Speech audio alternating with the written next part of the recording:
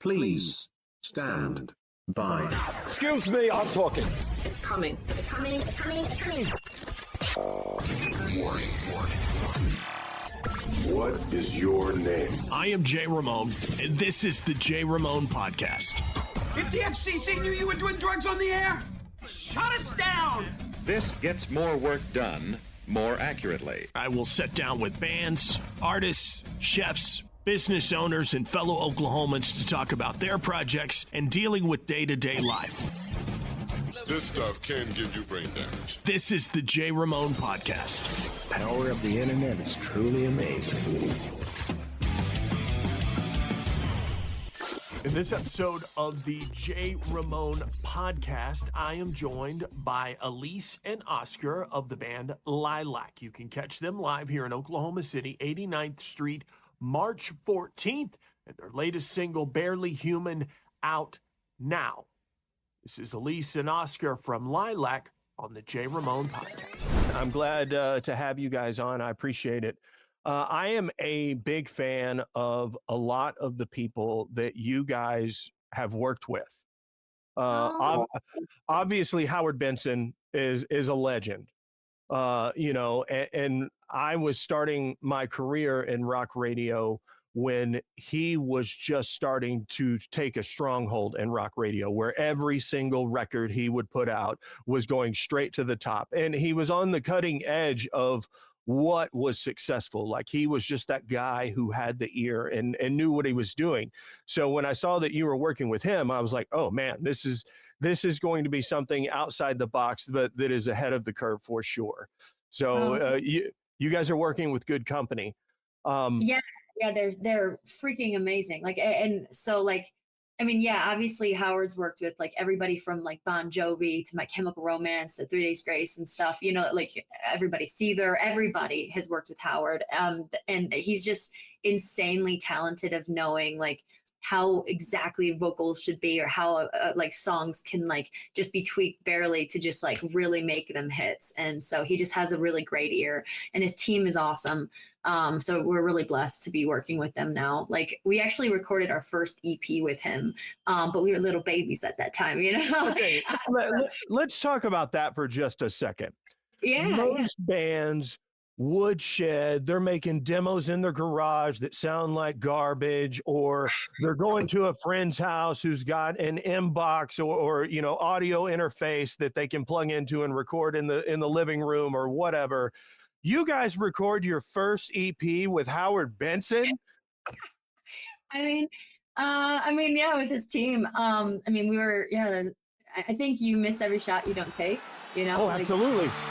And so I just I sent an email with our demos to him, and just I don't know if I can afford you, but tell me, do you like this music, and would you like to record it, and work with us? And he liked it. Their team responded, and Mike Plotnikoff, who's his lead engineer, he was the one who recorded it with us, and we got to work with their mastering techs, literally all of their top engineers that are on their team. So it was really crazy to work with them for our first EP. But we weren't signed with them yet. It was just we were breaking out, and then right, because his label and imprint stuff, that didn't really exist yet, right? He was more in the production side of things and just kind of starting the creation of judge and jury and all of that. Yeah, I think they had a couple artists, but I don't think that they were taking on new artists. You know what I'm saying? Because that is a way different thing of building this brand, this name that nobody knows, you know what I'm saying? And really creating that awareness and stuff. And I think they were working with artists that were already famous, at that time. And, but anyway, we just started touring our butts off, going, we went on tour with Atreyu and Pop Evil. And then we went over to Europe, and we sold out places the Ritz in London, and we sold out Brussels and Liège. We were playing these huge places with Biohazard and Life of Agony. We were just going on tour after tour after tour. And I think, which is super cool too, that you guys got to play the comeback with Life of Agony. That was my college radio days. I didn't think that was ever going to happen, first of all. And so the fact that you guys got to see it every night, that's rad. I love that. Yeah, they were really really great guys too. Like literally they were so nice. And Billy from Biohazard, he came out on stage before we played and he would tell the crowd, like, guys, this is our new freaking family. Everybody get ready for them, you know? And I think it just like really got the crowd to welcome the opener, you know, of the tour package. Cause over there at the very first couple of days, like they didn't know if they should just support the headline or, you know, they're always wary of the opener, you know what I'm saying? But then obviously we come out fist swinging, we're energetic, we're headbanging on the top of light towers, like we're pushing and pulling, and like our live show is just like insanely energetic.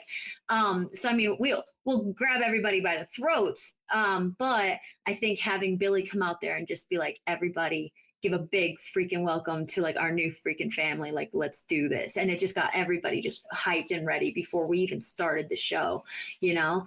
But yeah. And then we made Barely Human.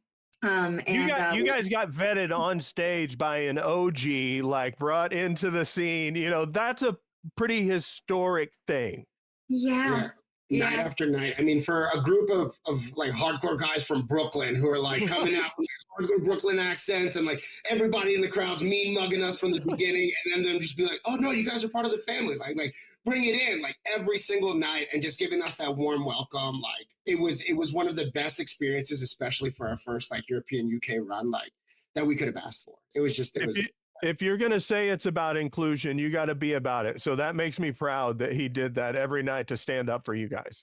No, yeah, absolutely. Yeah, it was amazing. And they're actually like, they're still homies, you know, like they're still like fam. I like, we're very, I don't know. Like we just had a really trying to figure out how to get the cookout together. Yeah. Right. great energy. But yeah. And then we actually went and recorded with somebody different. We recorded with Kane Churko, who's, you know, Kane and Kevin Churko. They've recorded like Disturbed, Bad Omens, In This Moment. Like Ozzy, they made Ozzy, yeah, Five Finger Death Punch, exactly. And so we went over to them for Barely Human and a couple songs. Then we did the music video with Jensen Nolan, who's been doing like music videos for Ice Nine Kills and Falling in Reverse. And like the visual effects are just like insanely wild. And we just went full in with Barely Human. And Howard, I think that since he saw us, you know, with the first EP, I think we just kept building and building and building right in front of him. And it was just like so loud, you know, like that, you know, I mean, they reached out to us and we're really blessed to be on their team now. Like, I mean, the fact that we got signed to Judge and Jury, it's insane. Like, it's been amazing so far. And like, so like Neil from 3 Days Grace, you know, and Howard started this, and we just made a new song called Starless that's going to be coming out on March 10th.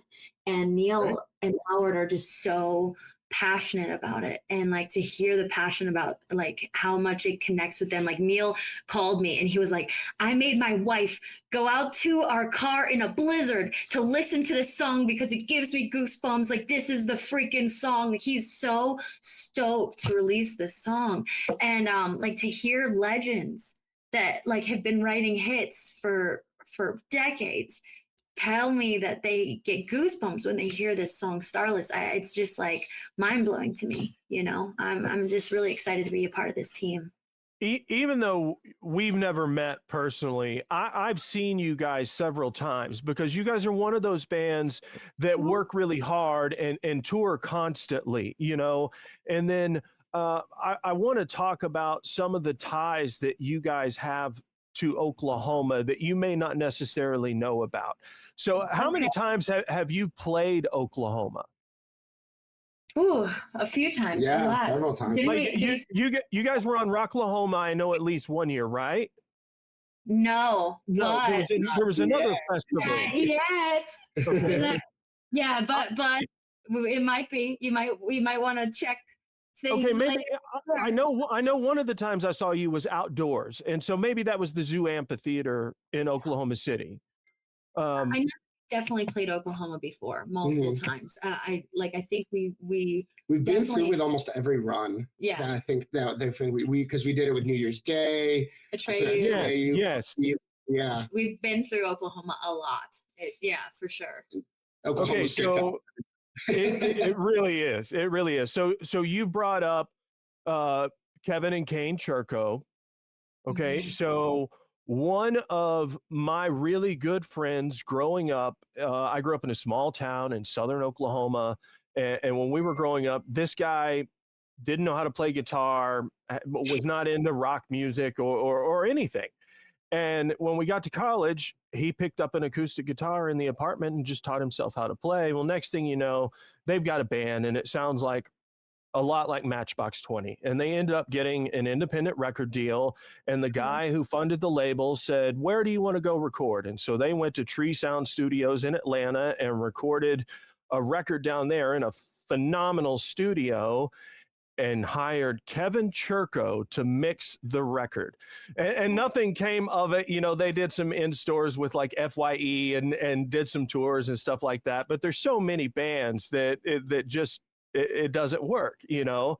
But then when I saw Kane Churko listed, so I am a brand new guy in radio, my very first radio job in Tulsa, Oklahoma, and I am hosting the local show that plays nothing but local music. And I get this stuff sent to me in the mail to the radio station. I am soliciting music from local artists, okay? I get a record sent to me from this gentleman, and I won't use his name because I don't want to give him any publicity whatsoever. But I get this CD sent to me, and it's a pressed CD. It's got a nice printed bio. This is the late 90s, so this is pre-streaming, all of that. And I start playing it on the local show because it's listed as this gentleman's name, as the artist. These are the songs. It's the very first time I get a cease and desist for playing something on the air. And I'm kind of freaking out. I'm like, what have I done? This kid in Tulsa, Oklahoma, took songs that were Kane Churko's songs, like demos or something that he had found, and he didn't even re-record them or anything. He took the recordings and pressed them up and sent them as if they were his own songs. How do people like that exist? Like, why? Like, do they not think that? Do they just think that that's like a thing? Like, why would you do that? That's so. Are you serious? Like, I was blown away. I thought for sure I was getting fired, like the whole nine. Thank goodness I didn't, but it did not work out in that fella's favor. We'll just say that. Okay, good. And Kane's gone on to follow in his dad's footsteps and gone even far beyond. You know, like it just continues to crank out massive hits. Yeah. So there's one connection to Oklahoma with Lilac. Okay. Yeah. All right. Sounds There's good. multiples. No idea about that one. And I didn't know this when I agreed to do this interview when Shauna sent me the email. It's just in my research. I'm going, are you kidding me? I was supposed to do this interview with this band. Oh, here we go. It all lined up. It all lined up. Right.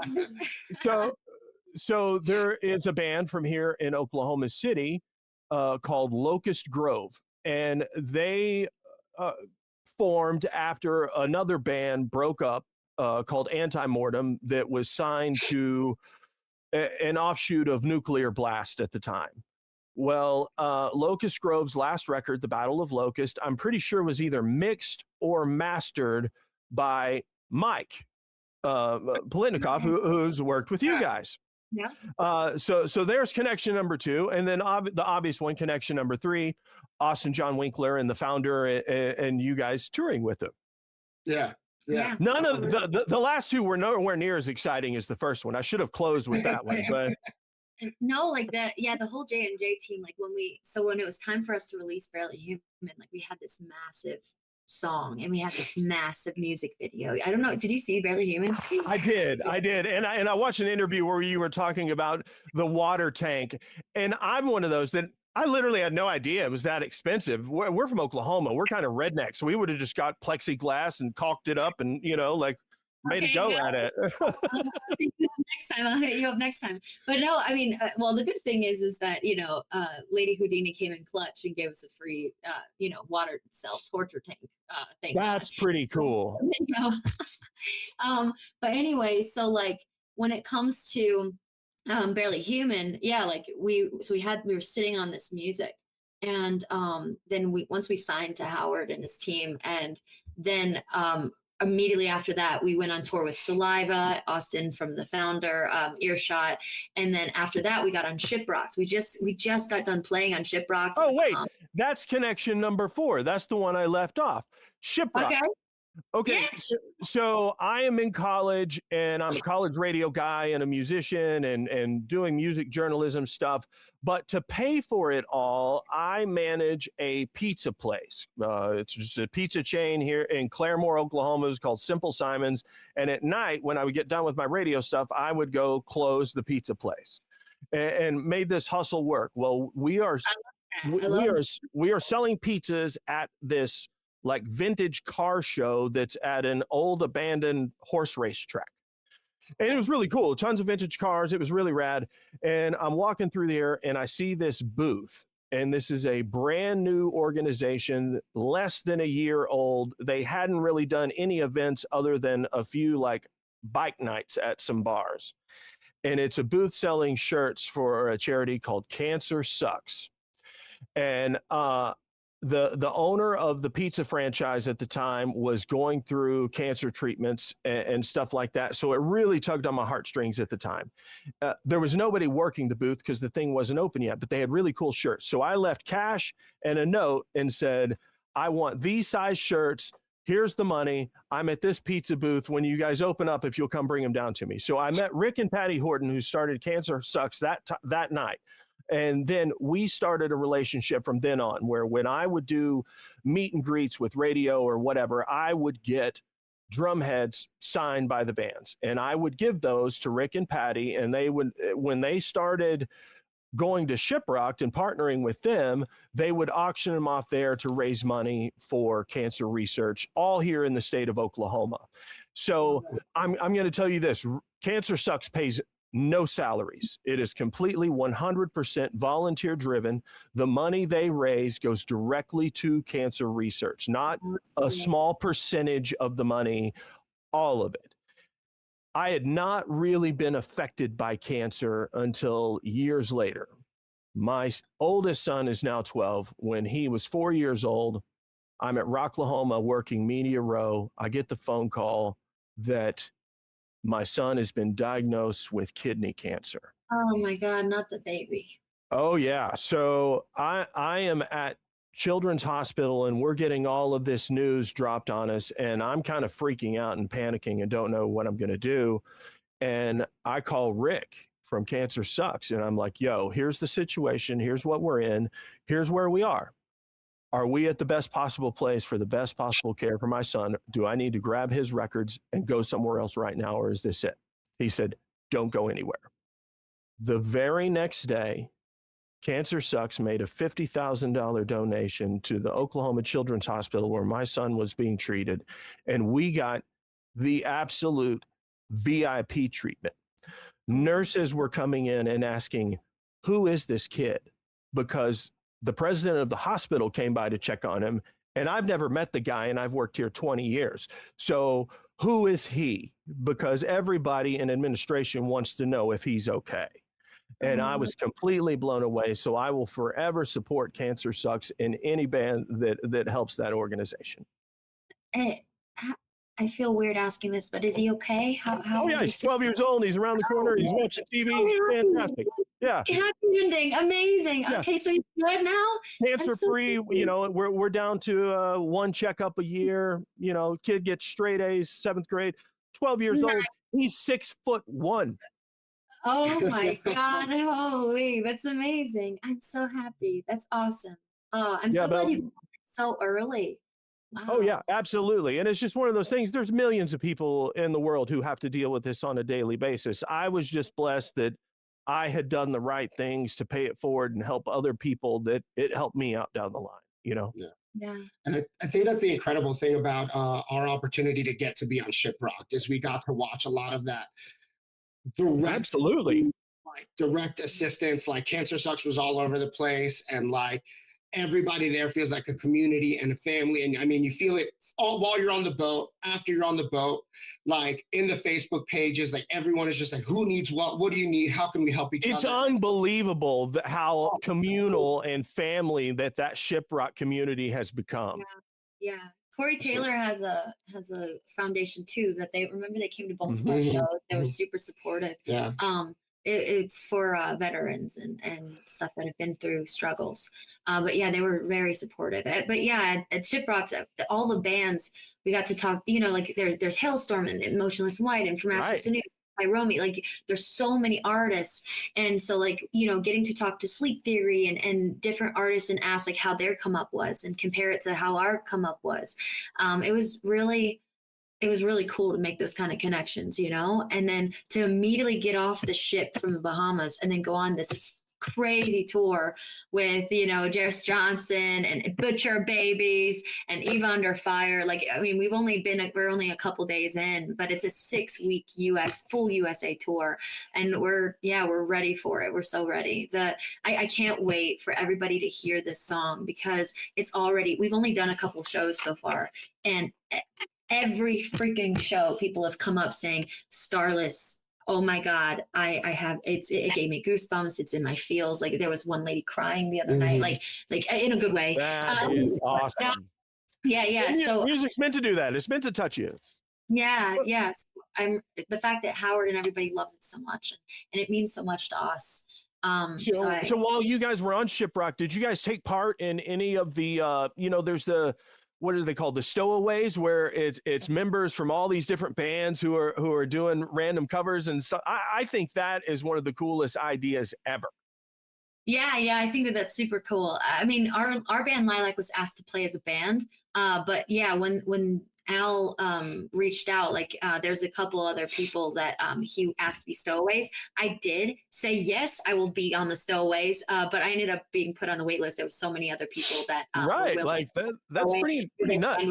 Yeah, that way I didn't have to do double duty, but I was totally down anytime. I was like, if there's something sick, you let me know. But yeah, they had a really great time, like up there rocking out with everybody. She was constantly switching. Absolutely down for anything, because I was coming up from upstairs one day and like it was like midnight, and I was like, oh, I gotta go to bed. Like, and I was coming up to the floor where our bedroom was, and I just hear from the lobby. I'm like, wait, that voice sounds so familiar. And I go out. And I just hear, hey. I said, hey, what's going on? And Alyse is just screaming her lungs out at a karaoke night for like half the shift. Oh, that's awesome. Morning. And it was so like, Alyse was up for everything, like at any time that we could possibly be a part of. And then we got to do a bingo night with a lot of the people there as well and have a lot of fun, like engaging and interacting with them and trying as hard as we could not to make a fool of ourselves while hosting bingo. But yeah, we were trying to just be as involved and like throw ourselves into the Shiprocked experience. Our keyboardist Cam was like, you could ask anyone from Shiprocked. I mean, anyone. He was literally like on every inch of that boat, talked with every single person, took pictures, like was like chatting it up and made new friends with every single person. And it was our first cruise for a lot of us. It was our first time on Shiprocked. So we were just like throwing ourselves into the experience and trying to get like every little bit out of it. One of these days I'm going to go. Rick's been trying to talk me into it. So one of these days I'm going to go. I did get the confirmed date, March 14th, 89th Street here in Oklahoma City with Jeris Johnson, Butcher Babies, Eva Under Fire. Lilac will be here in Oklahoma City. Do we have an official release date for the new track? Yeah, it's going to be released on March 10th. Oh, so right before you get here. Yep. So you guys will hear it first. Yeah. And then if you want to play it, if you like it, let me know. I will send you that WAV file, man. And so I really hope that you love it. I hope you connect to it. Well, guys, thank you so much for taking the time to do it. I appreciate it. Looking forward to the show, and best wishes on all the success. Thank you so much. It was great meeting you. Thank you so much. You as well. Have a great one. Thank you very much to Alyse and Oscar from Lilac. You're the latest guest on the J. Ramone podcast.